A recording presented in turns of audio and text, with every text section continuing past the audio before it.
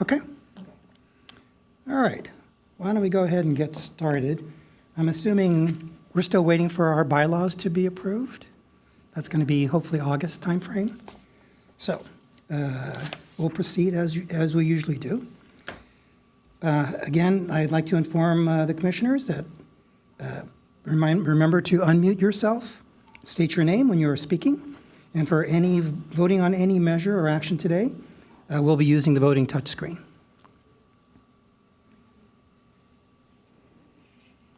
Okay.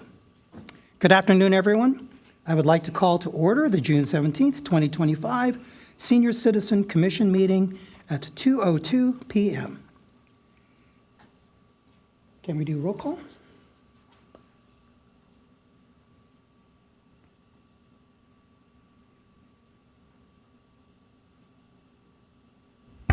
Let the record show all commissioners are present except Commissioner Angel, who is absent.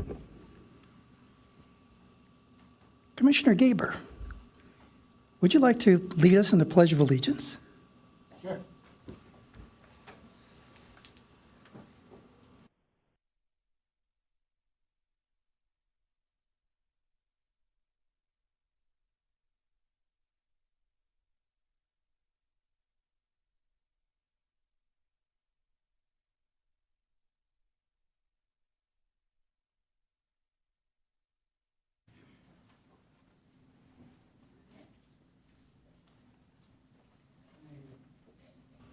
Hoping that one of you is our guest speaker. Would you like me to address you as Dr. Taylor or Wendy? Doesn't matter. Okay. I'd like to. I respond to either. Okay.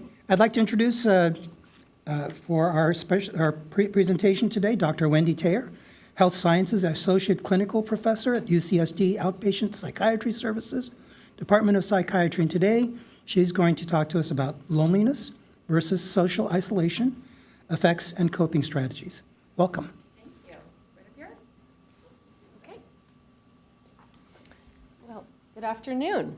Does anyone hear me? Is good? Okay. Well, thank you for giving me the opportunity to discuss this important issue in our community. I am a geropsychologist, so I work primarily with seniors at UCSD. I've been there for many, many years. I train grad students, and I work on a whole senior behavioral health team. And that's primarily what we do is take care of seniors' mental health, which is a very pressing issue because of seniors' place in our society and oftentimes the lack of attention and appropriate caring and the way we treat aging in our society.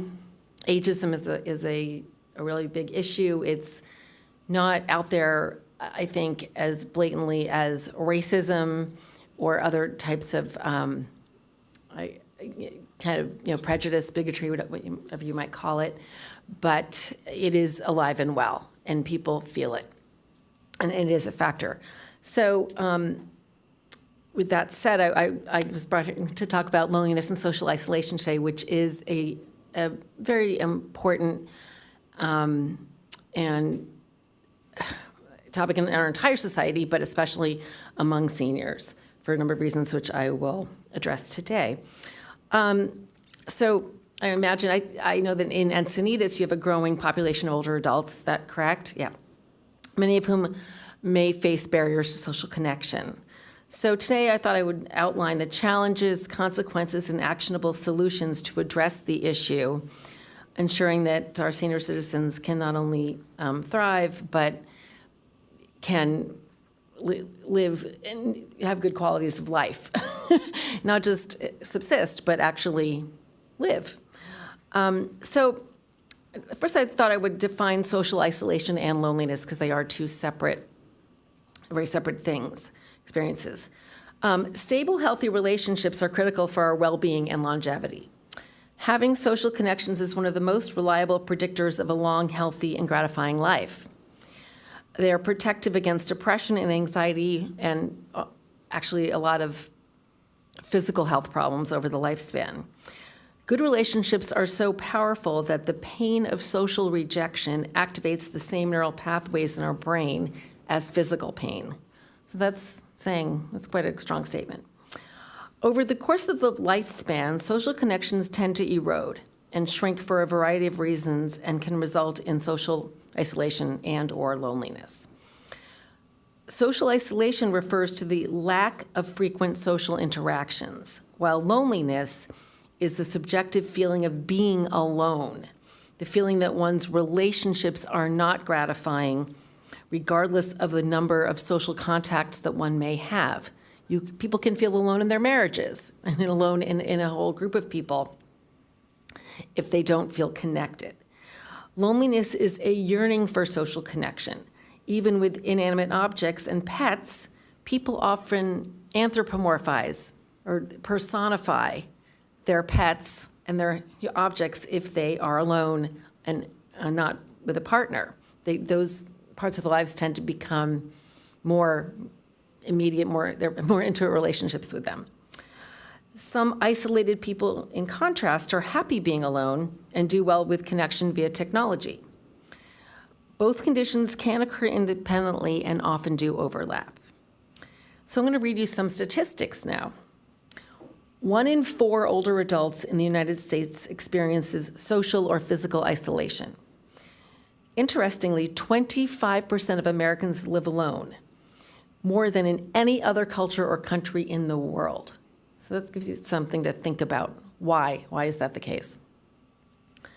Research shows that nearly 43% of seniors feel lonely on a regular basis. That's a pretty high number. 12% of American adults said they did not have any close friends in the year 2021, compared with 3% in 1990. Now, what's responsible for this huge shift? Well, the advent of smartphones and social media in the last 20 years has made a huge impact on our lives. So, and another factor that's interesting, for every decade older a person gets, it is expected that they will spend roughly 30 more minutes alone per day, amounting to 2 more hours of alone time for a 60-year-old than for a 20-year-old. So, yeah, it's significant. So being alone is often correlated with being lonely because of the reduced opportunities for socialization and companionship. Encinitas is an example, is home to a significant number of retirees, many of whom live alone. Here, I don't know what the numbers are in Encinitas specifically. I don't know if we even have that data, but it would be interesting to find out. But living alone increases the likelihood of social isolation. So let's talk about some consequences of these sort of societal circumstances. So the lack of social and mental stimulation that accompanies loneliness can be detrimental to our physical and mental functioning. The World Health Organization has declared loneliness a global public health priority. Chronic loneliness can lead to depression and anxiety, often suicide, also exacerbating existing health conditions, such as increased risks of heart attack, stroke, and high blood pressure. People with friends or loved ones people with no friends or loved ones or who have poor quality relationships are twice as likely to die prematurely. Greater risk factor than actually smoking a pack of cigarettes per day. And that's saying a lot. Also, seniors experiencing social isolation are 50% more likely to develop dementia. Just the lack of stimulation is a factor. We need social connections to maintain healthy brain functioning. Our brains are wired to connect throughout our lives and suffer loss of neural connectedness when we lack socialization. It's a use it or lose it theory for every part of the body.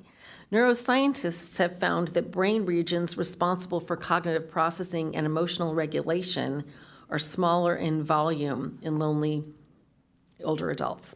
So when I say emotional regulation, that means the ability to cope and to literally regulate your emotional states. So just to be able to manage when you feel sad, when you feel angry, and those kinds of coping mechanisms.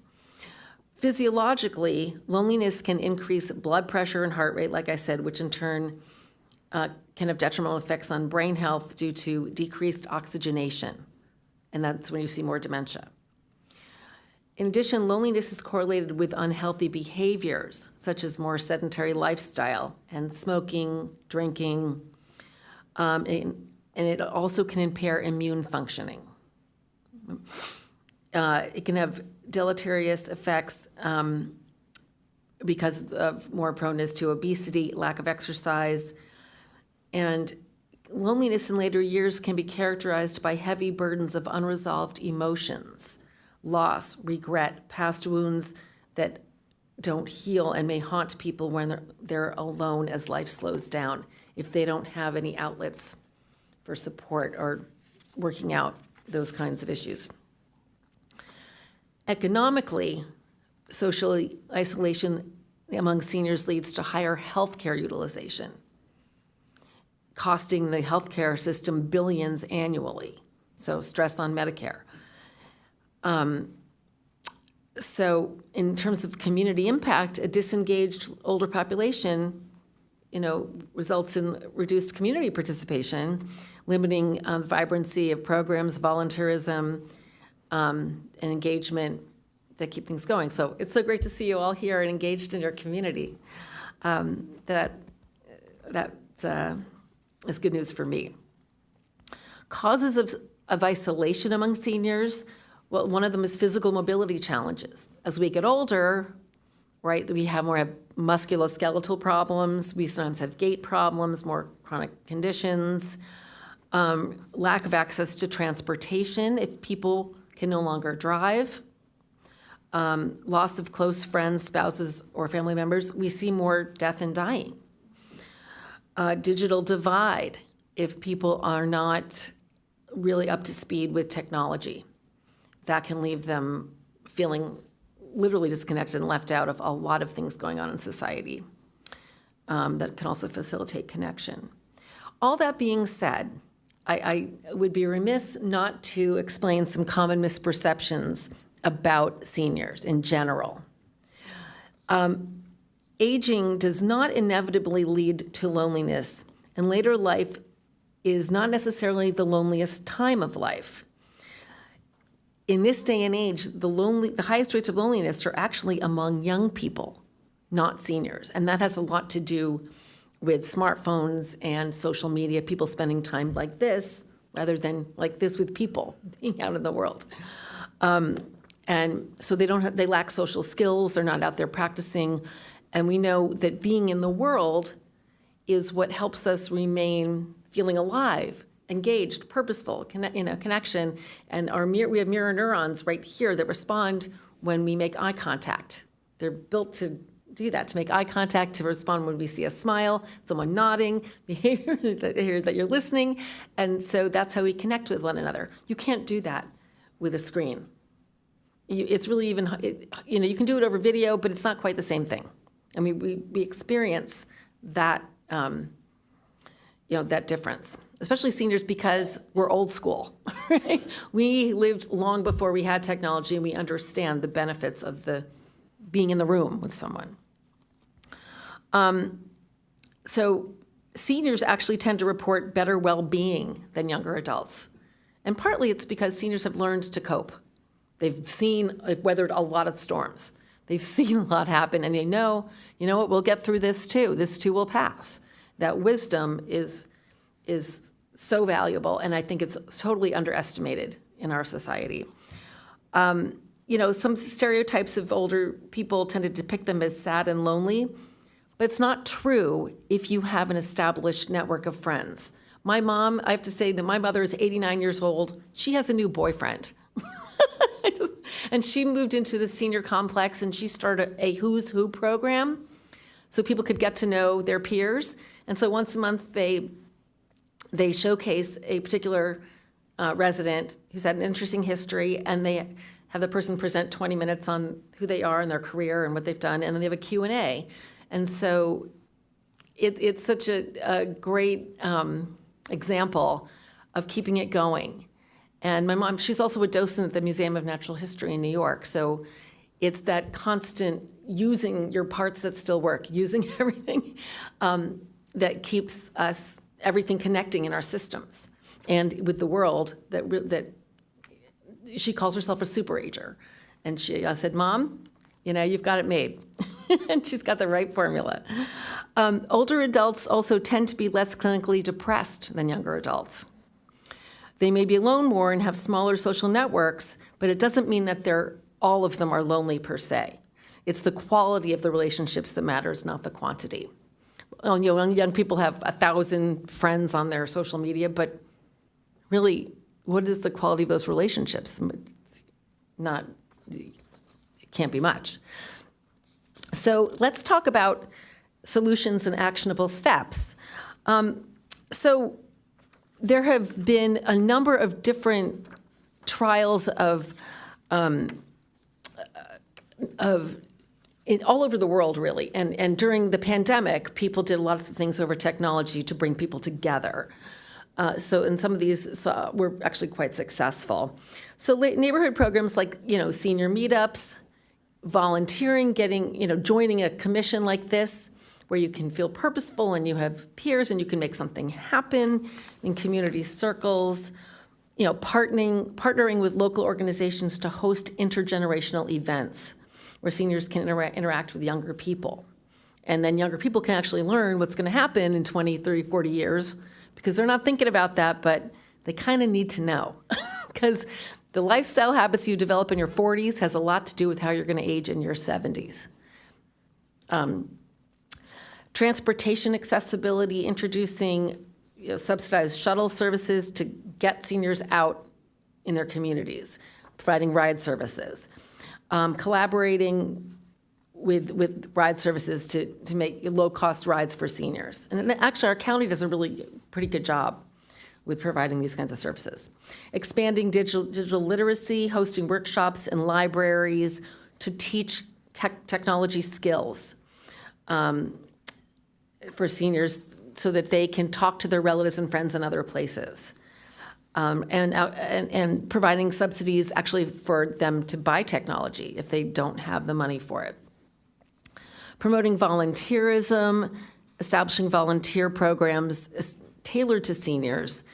And this could be everything from working at the library to working with animals, Humane Society, animal shelters, cleaning up the beach, you name it. We have so much richness in our community in that regard and so many options. And also community art projects and talking to seniors literally about, what did you do? What was your career? What were your hobbies?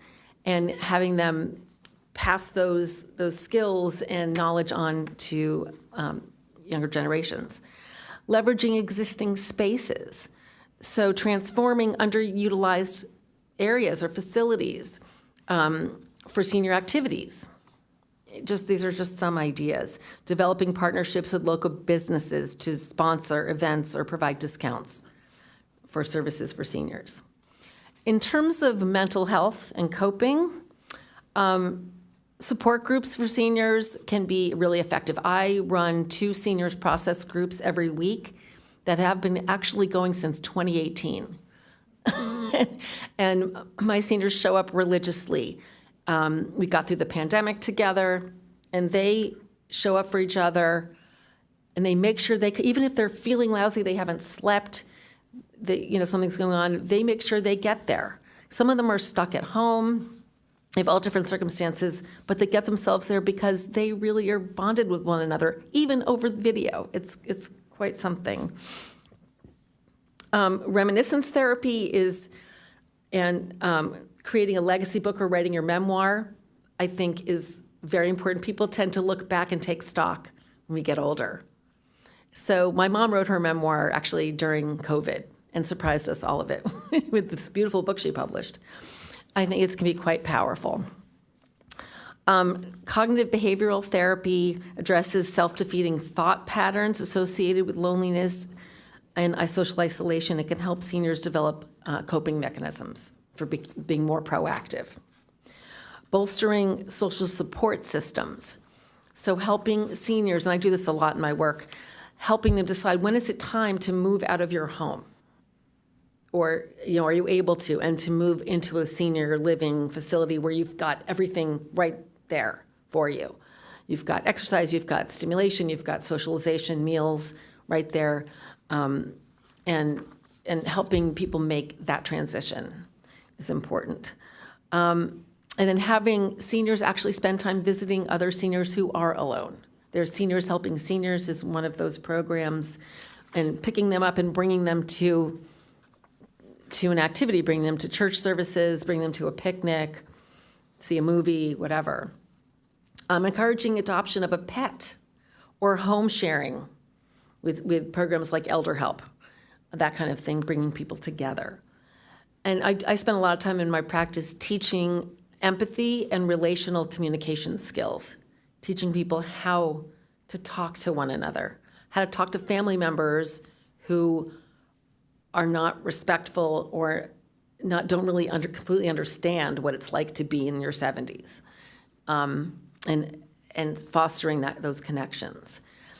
Teaching mindfulness and meditation skills to people, which I call it our brain hygiene, promoting emotional resilience and reducing those feelings of isolation, helping people build skills, because we can learn, as long as we're still here, our brain's still neuroplastic, and I tell people, learn something new every day. The brain likes novelty.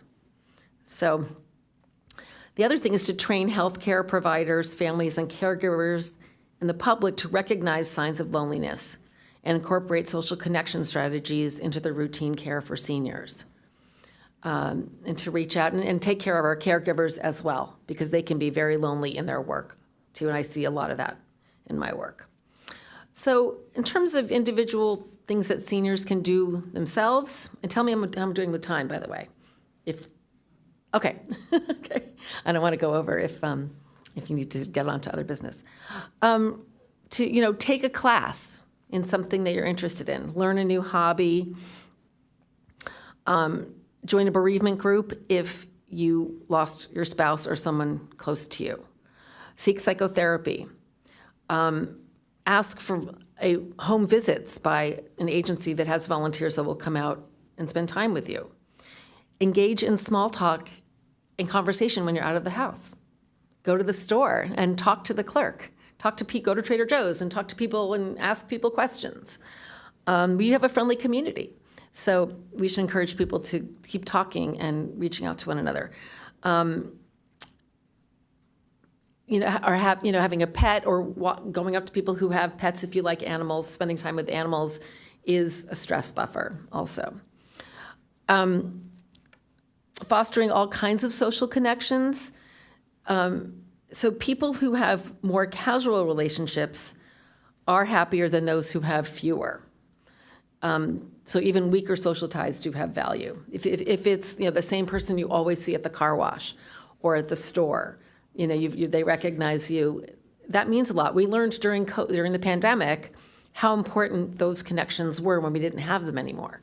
Going out every day and seeing the same people, it is a mood booster. Older people tend to have the benefit, like I said, of wisdom, experience, and perspective, which helps with coping with new stressors and situations. They're usually able to tap into those emotional behavioral reserves that younger people don't necessarily have. And we saw that the seniors came through the pandemic much better than did younger people, actually, if you look at how they're doing now. And seniors are also good at being in the here and now and realizing the short duration of your time ahead and deciding that I'm not going to spend my time worrying. I'm going to live every day that I feel good and do what I can do and try fostering acceptance and just trying to be as resilient as I can. So the other thing is to make sure that you go and get your medical stuff taken care of. In other words, get all your checkups, things like your colonoscopy, your mammogram, go to your doctor, have your Medicare annual exam. Don't ignore any signs and symptoms. and eat well. And try to get your sleep. Nap if you need to. Naps are, are good at this age. Seniors, sleep architecture changes, but we still have the same need for sleep that we've always had, but it just is broken up differently. So stay engaged, maintaining routine in the morning, taking walks, spending time in nature, and allocating resources, forming partnerships, prioritizing this issue in our communities will enhance the overall well-being of seniors in Encinitas. There are other things that I think are fun things that we could adopt in our community that they've done in Europe, which is kind of fun. They have grocery stores that actually have a checkout line, where if you want to go through slowly and not race to check out, you can have a slower experience and have a nice chat with the teller, the clerk, whatever in the store, which I think is a really fun idea. I don't know how businesses would I don't know if they'd appreciate it, but it's kind of a fun idea.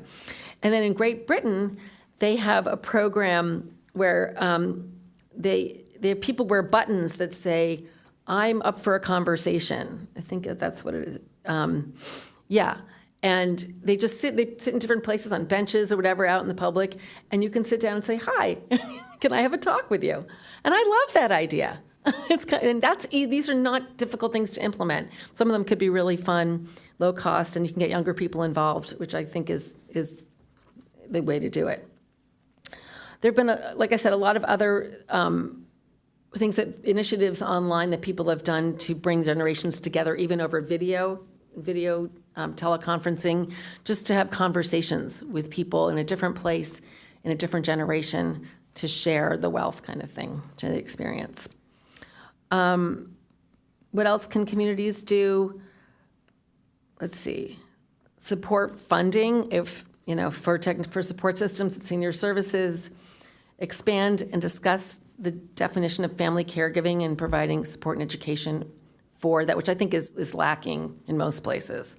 It's really overlooked, but families are really overly burdened with caregiving duties and taking care of health of seniors, and we don't have a lot of support as a society.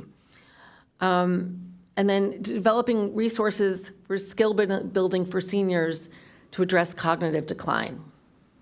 So there are classes where you can, and online things where you can just sort of help people stay sharp and promote learning. So in closing, I'll say that social isolation and loneliness are challenges we can't ignore. Together, hopefully we can ensure that Encinitas remains a city that values inclusivity and connection for all age groups, especially our seniors, because they are near and dear to my heart, and I'm slowly becoming one of them. So thank you. Appreciate the chance to speak, and I don't know do you have questions or? Thank you, Wendy. Are there any comments or questions from the commissioners?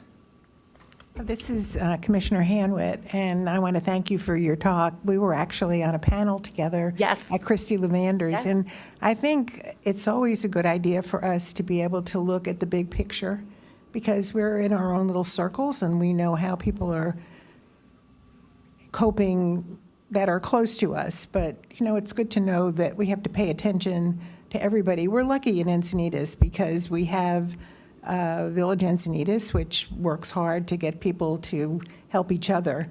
And even with that, I find that people will sign up, but it's hard for people to ask for help.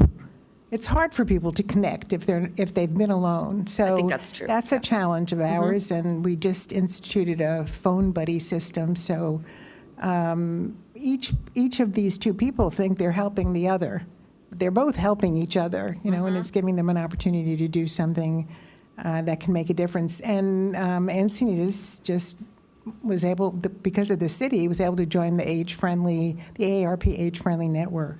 So we're working really hard to get input from the community about things that we feel that we need. Some of the things that you touched on, such as, transportation, and I love the idea of those buttons. I'm ready for a conversation. But anyway, thank you. It's always good to remember that there's a lot going on that we really have to pay attention to. A lot. It's a really very multifaceted population. Yeah, there is a lot, and there's a lot we can do, and that doesn't have to be expensive. It could be very cost effective. So, yeah, social support should not be underestimated. Yeah. Any other comments, questions? No? So I wanted to give some credit also to our Community and Senior Center. We have a number of programs there. Yes. I volunteer at the Senior Lunch Program, and it is very much a social activity.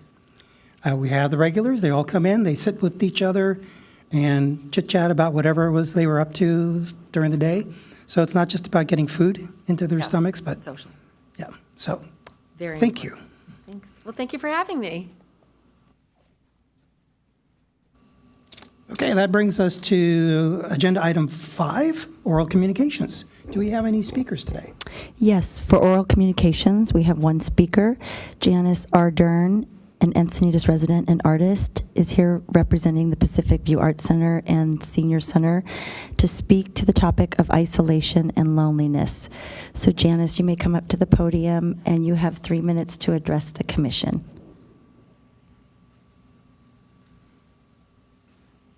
Thank you for having me. I'm a senior, but I found out being an artist when I moved to Idaho.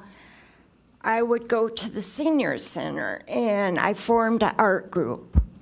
I lost my husband 8 years ago. I was very lonely. I moved to be closer to my daughter. Anyways, I did form an art group. They had lunch, and then they would come up to the art room. I had music. I would bring treats and lemonade, and they totally loved it. But I want to say and impress, by the way, I'm Janice Ardern, and I'm from Traverse City, Michigan. I lived there with my family for 42 years. We had a business. Anyways, I wanted to impress that art to the brain is like yoga physically to the body. And it really helped me, really, when my husband passed, I really dug into my art. But I've been painting on and off 55 years for myself. And my motto is now I paint for others, and I also help others. I have been accepted to teach at the Pacific View Arts Center. I think it's totally great for seniors.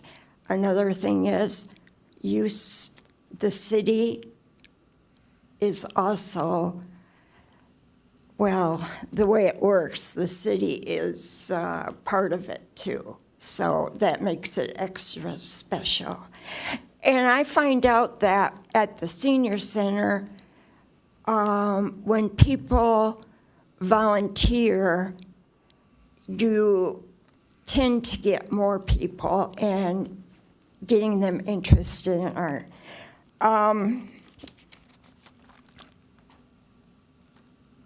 Let's see.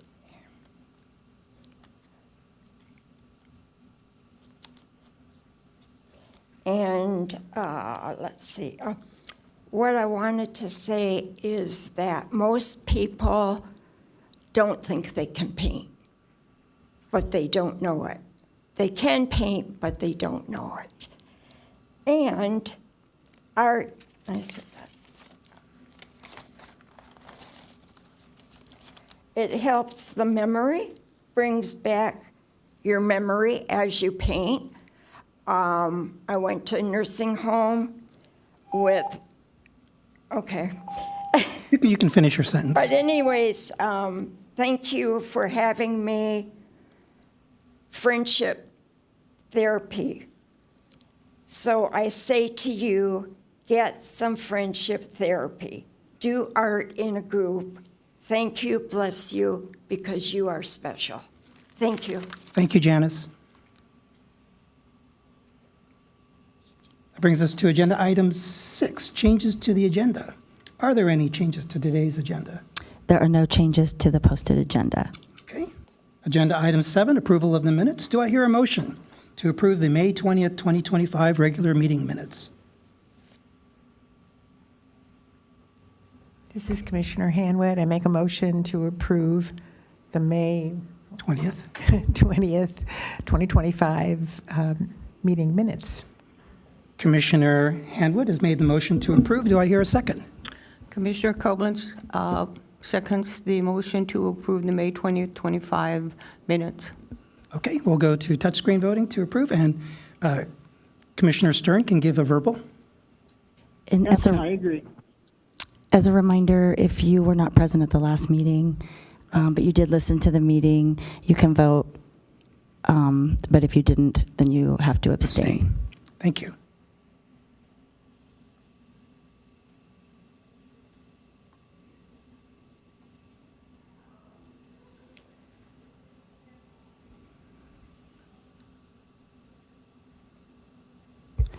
Let the record show that the motion passes with all commissioners voting yes, except Commissioner Angel, who is absent.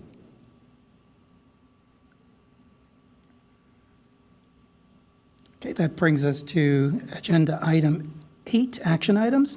And we're going to go down the line for our annual work plan and discuss any accomplishments since the last month. I'm going to start with work plan item 1, attend city-hosted events and programs and city-partnered events serving as city ambassadors or volunteers. Any updates? No. Work plan item 2, identify guests, speakers for monthly meetings to provide education regarding topics related to the work plan, goals, and adults 50+, and find platforms to disseminate the information to adults 50+. Updates? Commissioner Koblenz, Manager Goodsell, did you say that you had put Nick Buck on the calendar? That is correct. So we are booked through September, and I've reached out to Rachel Leonard to see if, she's with the County of San Diego, to see if she can speak to recognizing the signs of dementia and actions you can take to make your community more dementia-friendly. And then I also asked her to speak on elder scams in January, February, so I'm waiting to hear back on that. And then Nick Buck, the city's mobility manager, will be speaking on micro-transit at the November meeting. Thank you. Okay. Work plan item 3, research best practices that it relates to adults 50+ issues and identify senior resource gaps, send letters of support to city council and commissions, and follow up as needed. Any updates? No. Work plan item 4, create new and sustain ongoing intergenerational programming in collaboration with the Encinitas Youth Commission with emphasis on generativity and community building. Anyone like to speak on that? Sure, you can do it. This is Commissioner Hanwett. The ad hoc, Commissioner Ling, myself, and Commissioner Angel met with a representative from, I can't remember the name of the, Parents of USD. Parents of USD. Talitha is her first name. And just kind of brainstormed about things that we might be able to do together in the future. She had some really interesting ideas and feels really strongly that she has a daughter who's in the 2nd grade, and she wants to make sure that students in the San Diego School District have the opportunity to get to know people of all generations, that we can all learn from each other. So we are planning to meet again soon, see what we can come up with. And this is Commissioner Lang. I'm on the hook to put together a Google document that we can share amongst the ad hoc group. I'm almost there. I haven't quite gotten it ready yet to present, but one of the things we want to do is we want to brainstorm, because the Youth Commission is on a different term schedule than we are. Their on break, and we have a couple of months to come up with ideas that we can pass on to the staff liaison so they can hit the ground running with intergenerational. So that's our plan. Otherwise, it takes a few months for them to get warmed up, and we'd like to get going right away. So a lot of good ideas are coming up. I think we're also trying to take a lesson learned from the Rotary Club Senior Citizen Service Award experience in terms of outreach and marketing. That was very successful, and we want to do the same for intergenerational. Okay, work plan item 5, support staff and promotion, marketing, and outreach for programs for adults 50 plus, including the Encinitas Age-Friendly Initiative. So back again, I think we're going to try to do a lot more outreach and promotion for the kind of programs that we want to launch here. Any other comments about that subject? Commissioner Koblenz, I think that's exactly, they go hand in hand. I think as a whole, we can do even better with outreach, and I'm finding that the more I am able to participate and take the information out, been all over the place with age-friendly and a couple other things. I think I have a lot of people who are really excited about the possibility to express some ideas. So I think you're absolutely right. There are many, many avenues, so I'm ready to rock and roll. We just need to get ready. Thank you. Okay. This is Manager Goodsell. So we've been doing a great job with promoting the survey, and it was released on June 2nd, and to date, we have 402 completed surveys, which is outstanding, but our goal is 1,000 plus, so let's just keep up the good work. We also want to continue to promote the survey to men. The majority of the people that responded to the survey are female, 71%. So let's do some more outreach to the males in our community and see if we can get Commissioner them to Koblenz, participate. Manager Goodsell, do we know what age group has responded? We do. So 30% are from 60 to 69-year-olds and 32% from 70 to 79-year-olds. And this is Commissioner Hanwood. And how about the 50 plus? Is that? I don't Yeah, have you don't that have it? statistic. Okay. No, I can probably get that for you. So we got to encourage more younger guys to respond. Well, and maybe part of that, too, I'm sorry, Commissioner Koblenz, part of that, even though it is summertime, there's a lot of youth opportunities and summer schools and such. And when I'm thinking, I have a couple ideas in my head, because I believe when I'm sharing this, I think it's really, really important to say overall our community, because age-friendly seems to sometimes imply older. That's what I've learned, so. But this is Commissioner Ling. So I think part of it is just the presence at city events. So even if we don't have a table or a booth or whatever, for there to be a large poster or flyer that has the QR code for the survey present at any city-sponsored events, just so there's an opportunity for them to take a picture or scan the QR code and take the survey.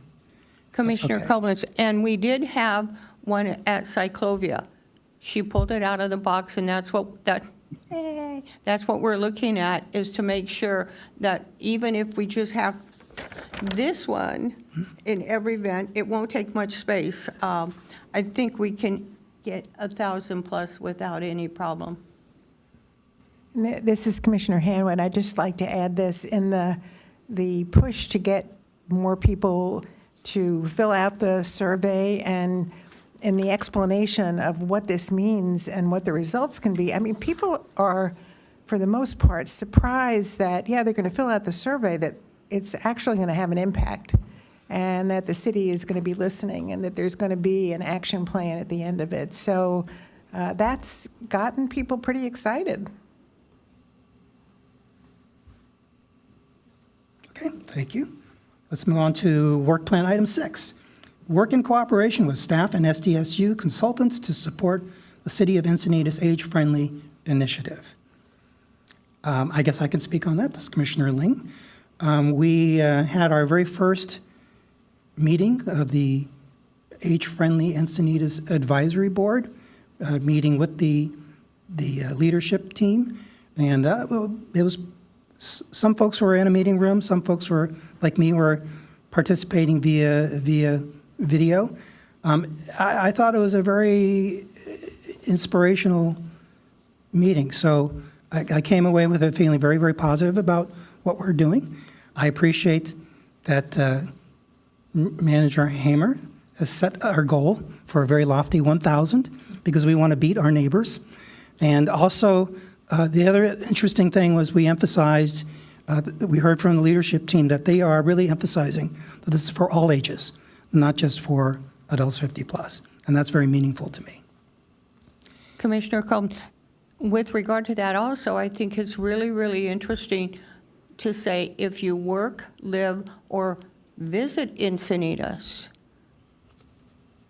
And that's what I came away with that leadership meeting, because it has, I know a couple people that are just here for the summer. And that, I think that's very significant. And the Commissioner Hanwood here, there are numerous people that attend events at the senior center that come from surrounding cities. So that was brought up, and those people would be filtered out a little bit from the people that live here, but I think everybody should be encouraged to fill it out. Okay. And just a couple more items there. The leadership team is going to meet again on July 17th, and the leadership team did identify key stakeholders that will be interviewed. Those interviews will take place in August. And then we also identified the 5 domains that we're going to focus on, which is housing, outdoor spaces and buildings, mobility, community engagement, and health and wellness. And then the listening and learning sessions will be taking place in September and October, and we encourage people to register for those. First one's going to be on Tuesday, September 30th at 10 a.m. at the Encinitas Community and Senior Center. The next opportunity will be Wednesday, October 8th at 10 a.m. At the Allevenheim Town Hall. The third one will be Tuesday, October 14th at 5:30 p.m. in the Encinitas Library Community Room. And then the final one will take place on Tuesday, October 21st at 10 a.m. at Fox Point Farms. Thank you, Manager Goodsell. Let's move on to Work Plan Item 7, explore grant funding opportunities based on community needs and survey results. Any updates? No? Work Plan Item 8, continue partnership with the Encinitas Rotary Club and explore other Encinitas Service Club collaborations to recognize or promote the Senior Citizen Service Award. Do we have any updates? Commissioner Martin, we do not right now. Okay. And I think that pretty much wraps up for the work plan. Item 9, we are still waiting for some guidance from City Council on what to do with regards to the general plan.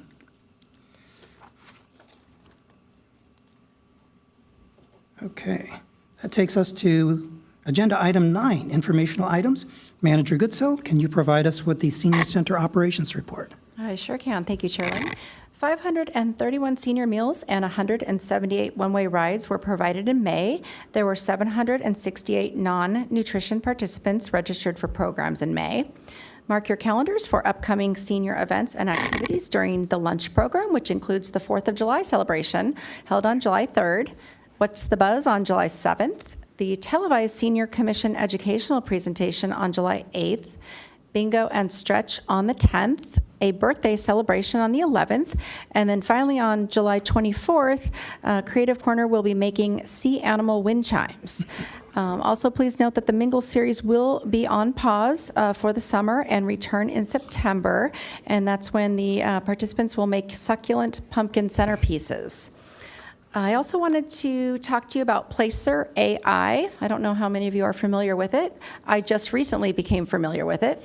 The Parks and Recreation and Cultural Arts Department now has access to Placer AI, which is a web-based platform that uses anonymous mobile data to understand how people move through and use community spaces like our senior center, our parks, and more. So in plain terms, it shows us how many people visit, when they visit, where they come from, and basic demographic details like age range and income level, all done without collecting personal information. So Placer AI allows us to track foot traffic so that we can see when our facilities are busiest and potentially adjust programs or staffing. We can spot gaps and find neighborhoods that may not be using the senior center and focus our outreach efforts there. We can also measure program impact and monitor if new activities increase visitation over time. And then finally, the information will support grant writing. We can use the hard data to show community engagement and strengthen funding applications. So I ran some numbers through Placer AI, and I've got a couple for you for the month of May.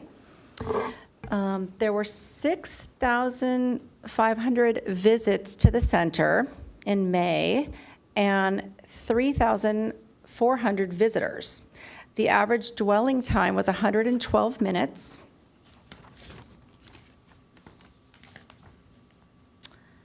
The median household income was $131,000. Most people that came to the center had a bachelor's degree or higher, 60.6%. The median age was 41 and a half years old. And then persons per household, 2.62. Let's see if I have anything else here. Oh, okay, so daily visits were highest on Tuesdays and Thursdays. And the busiest times, 1 o'clock, 4 o'clock, and 6 p.m. And that concludes my report. This is Commissioner Martin. Question. On the data, is that only collected from the community center? Or you mentioned when you first started out the word parks. We can search areas such as our parks, the center. If there's a particular area you're interested in, you can let me know and I can do a search for you. I just saying it from a, kind of a curiosity standpoint, because I live near the Olympus one, and it's, I think, one of our newest ones. Although, sadly, I have found graffiti there in the last week or so. But I'm constantly doing that assessment myself from age-related, and it's quite Nice. well attended. I'm thrilled. And I can definitely get numbers for you on Olympus Park. Great. Commissioner Koblenz, Manager Goodsell, can you tell us the breakdown of the activities? I mean, if you're looking at 1 to 4, whatever, I'm going to guess at 4 o'clock, you're probably looking at basketball or pickleball. So if I could get a breakdown of the activities, especially pursuant to the 50+, I think that might give us a little bit more information and some other programs to explore. Sure, I'd have to look at that, the gym calendar, the recreation guide, the activity calendar, and try to take a peek to see what's going on during those times and days. One example might be on Thursdays would be the duplicate bridge program. I know we get large numbers for that. Pickleball players. So I would definitely have to dive into that and look at it more closely. Thank you. Thank you, Manager Goodsell. Manager Hamer, can you provide us with department updates today? Good afternoon, Senior Citizen Commission. July is National Parks and Recreation Month, and we invite you to join us in celebrating the achievements of our Parks, Recreation, and Cultural Arts Department with the City Council presentation and of a proclamation on Wednesday, June 25th, and that will be recognizing the contributions to the Encinitas community. We're also working with the Youth Commission on another Adventure Lab Art Night. I don't think the Senior Commission was too involved with it last time, but I can share information with you as plans get developed. Adventure Lab is an app where you can, it's kind of a scavenger hunt sort of activity that you can set up within the phone app, and then the members of whoever attends that event gets to engage with it and can get a raffle ticket if they finish the Adventure Lab. So we're working on that with the Youth Commission. That's on August 2nd. And I also want to make sure you're aware that the Summer Explore Encinitas Activity Guide is out. Registration is open. And if you're looking for anything throughout the summer, we encourage you to check our guide. Upcoming, and you'll see this in the guide as well, upcoming events is the Tremonto Music Festival. That is this weekend, July 18th through the 20th. Tickets are on sale now. Sustainable Solutions Fairs at Encinitas Community Park. We're just a partner for that event, but it's June 22nd, 10 a.m. to 1 p.m. Music by the Sea is June 27th at 7 p.m. Again, tickets are available online. I mentioned Art Night, and we also have Dog Days of Summer, which is on August 3rd, 10 a.m. to 3 p.m. Moonlight Beach concerts are throughout the summer. That's July 13th and 27th, August 10th and 24th. They are Sundays, 1 to 5 p.m., and those are free. And yes, that would be a great location for us to have our age-friendly poster out and to encourage people to take that survey. I also just wanted to ask and make sure each one of you have taken the survey and that you are sharing with your network. I do believe I attended a Trails Coalition meeting, and that group was very enthusiastic. Many of them had told me, oh, we already took it. We saw it in the weekly update. But more importantly, they want to know more about it. So if there's any possibility for you to attend community meetings or clubs or anything that's in your network and physically discuss it, share with people and share the flyer with them, I think we will have a larger impact if the outreach is direct, in person, and at larger groups. So please keep doing that great work, and we look forward to getting to that 1,000. So have a healthy and happy. Commissioner Martin, I just wanted to ask one question. I know that while we've been talking about the survey, it did come up several times that it's not limited to seniors. That's correct. So we can ask anybody. Yes. And we can ask. And it doesn't even have to be a San Diego, an Encinitas resident. That's correct. Yep. Work with or visit us. There are actually boxes you can check for those demographics. Okay. Thank you, Manager Hamer. That brings us to agenda item 10, commission member initiated agenda items, and we actually have one today. Commissioner Stern has submitted a commissioner-initiated item. Commissioner Stern, can you give us a quick introduction, and then we will go watch the part of the video? Well, can you guys just read what I sent in? We can. I think we have. But can you just say a few words, and then we'll run the video, or would you prefer that I summarize? Can you summarize? I'm not good at talking so much nowadays. Okay. All right, so Commissioner Stern, who lives in High Country Villas, was concerned that there are many drivers who are driving in excess of the speed limit, which happens to be 20 miles per hour along Willow Spring Drive. So he borrowed a radar gun and parked himself at an appropriate location and basically was recording, took a video of various cars going by, traveling faster than the speed limit.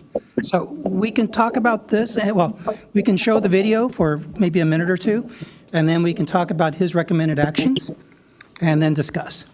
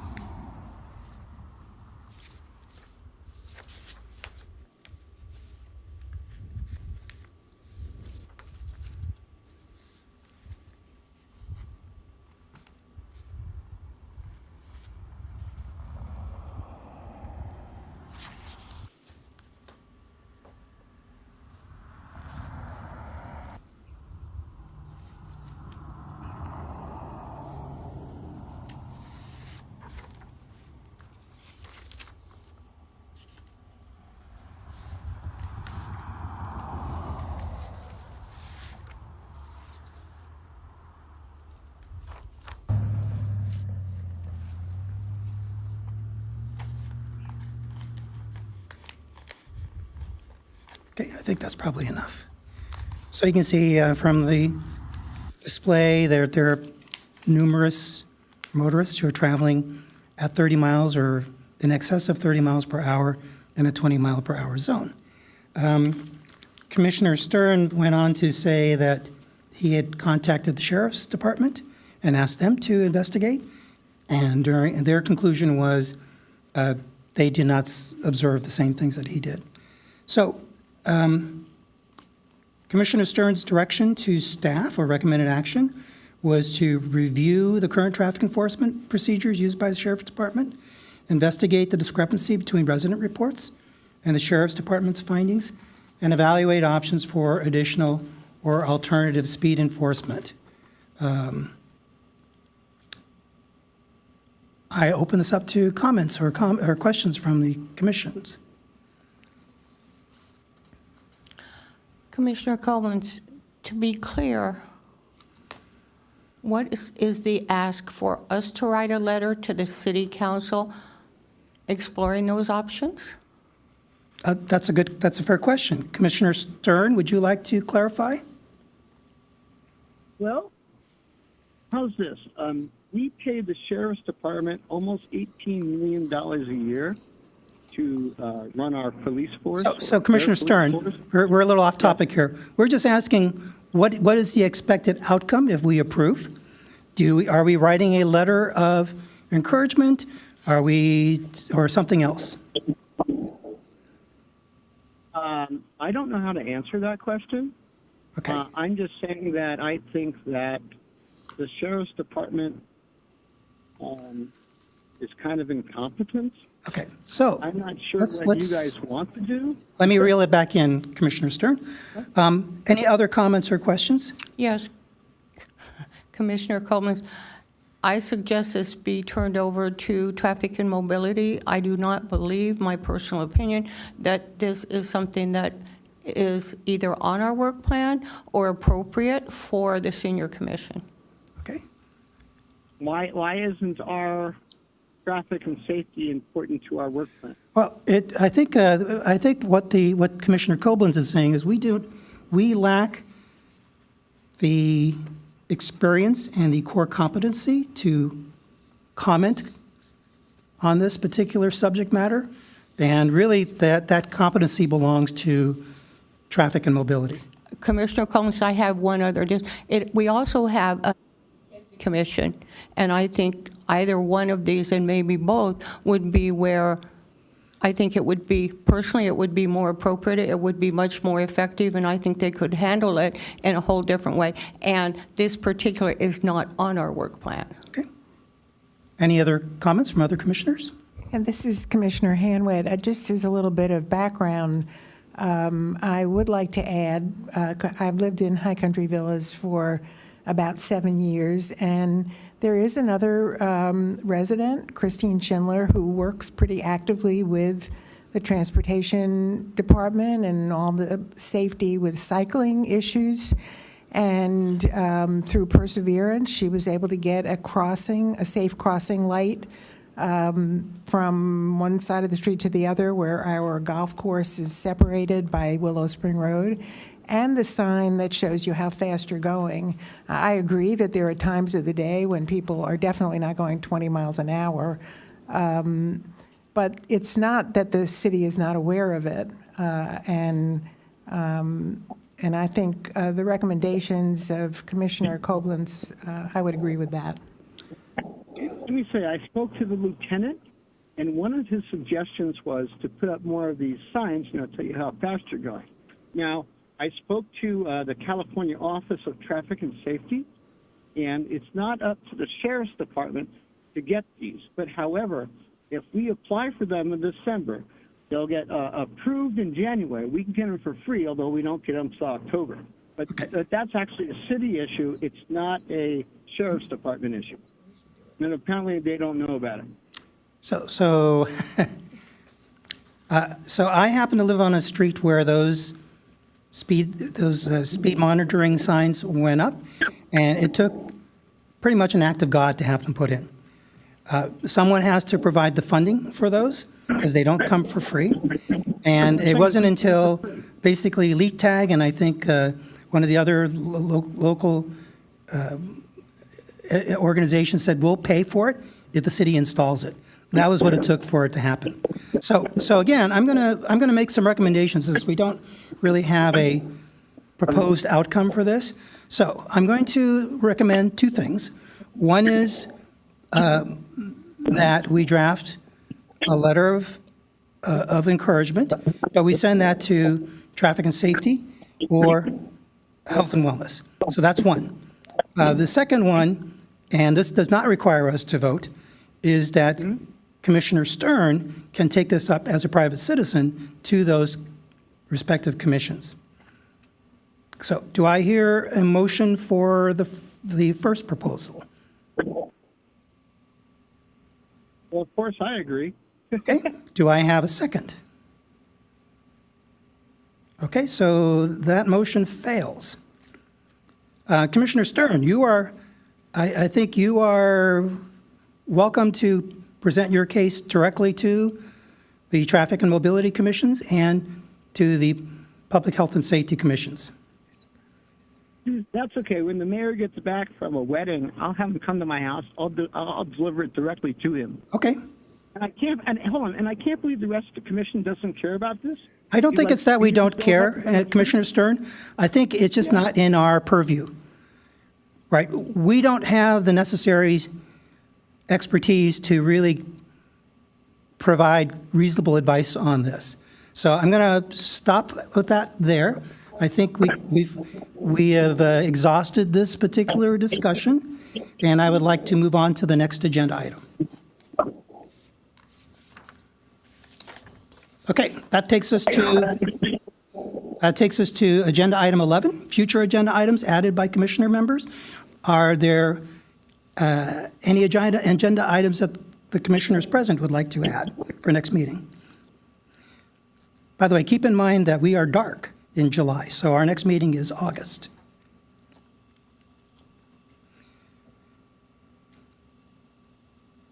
Okay. Agenda item 12. Commission reports, roundtable, all commissioners. I'd like to start with Commissioner Stern on the telephone, and then we will go from Commissioner Hanwitt towards the end of the dais for the rest of the comments. Commissioner Stern, you're on. I got nothing else. Okay. Commissioner Hanwitt. I just wanted to share that I attended the Agewell Housing Team meeting from the county on June 5th, and there were a couple of interesting things that were discussed. One of them is that the county is looking into they have to get approval for this, but the idea is that that owners of houses with ADUs be allowed to sell the ADU separately from the main house. Which would mean that if the person in the main house wanted to sell the property and leave, the person that was living in the ADU wouldn't have to leave, which is nice. The other thing is it would open up more lower income housing because ADUs are so small. So price per square foot, of course, is less, so that would make them more available. But it's a complicated issue. They have done it in other places in the state. In Santa Cruz, they've done that. So that is on the horizon. The other thing that I thought was interesting was they had a report on the point-in-time results for 2025, and this is county. It's not Encinitas, but there was a 7% drop in the region-wide for homelessness. That's it. Okay. Commissioner Gaber? Nothing at this time. Commissioner Koblenz? Commissioner Koblenz, Jesse, can we talk about that offline? I just want to say, I went to EcoFest. It was very fun, and went to Wine and Cheese. That was very fun. And again, I'm finding the more that we get out there and the more that we can talk about it, it's quite exciting.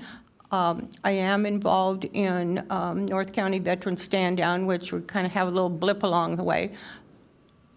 And I'm finding everywhere we go, I wear my badge primarily because it's like the communication. It opens the communication, and people.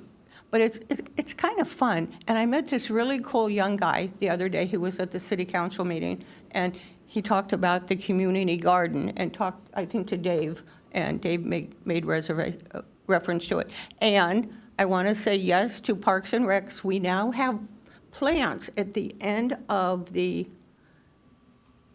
banquet hall. It's planted. We have flowers, so it's looking really nice. And my next ask was if we could get the bench painted. So if you see anybody with Parks and Rec, say, hey, plants look good. How about if we get the bench painted? So that's all I've got. Thank you. Commissioner Martin. I don't have anything. I'm just very grateful to be well again. Okay. Well, with that, I hope everybody stays healthy for the summer. We will see all of us again in August. So, with that, the June 17th, 2025 Senior Citizen Commission meeting is hereby adjourned at 3:12 p.m. Thank you, everyone.